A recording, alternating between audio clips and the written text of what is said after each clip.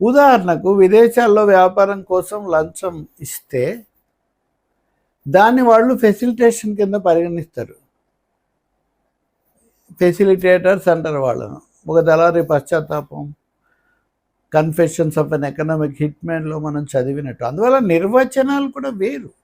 ఇక్కడ సింగపూర్ అంటే ఇంకా అవినీతి రహిత స్వర్గధామం అన్నట్టు, ఇంకా అదొచ్చి అమరావతిని ఉద్ధరిస్తుందన్నట్టు. ఉద్ధరించడమే జరిగితే 2014, 19 మధ్యలో ఉద్ధరించొచ్చు కదా! ఎవరు అడ్డుపడ్డారు? అప్పుడేం జగన్ లేడు కదా! వాళ్ళు పూర్తి చేశారా? నేను వెళ్ళాను, అక్కడ జెండాలు కట్టారు అప్పుడు.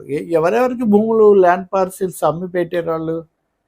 వాళ్ళే అమ్మితే బాండ్లు ఎందుకు అవసరమయ్యాయి? కాబట్టి సింగపూర్ను ఏమీ విమర్శించాల్సిన అవసరం లేదు. కానీ ఆకాశానికి ఎత్తి అదేదో అవినీతి రహితం అద్భుతం చేస్తారు. వాళ్ళే చేసుంటే అసలు జగన్‌కి అవకాశం వచ్చేది కాదు కదా! అవినీతి అది మార్కెట్ ప్రేరితమైన దేశం అది. ఒక అంతర్జాతీయ సంత లాంటిది అది. అదేదో చాలా స్వచ్ఛంగా విదేశాల కోసం చేస్తుందన్నట్టుగా భావించటం.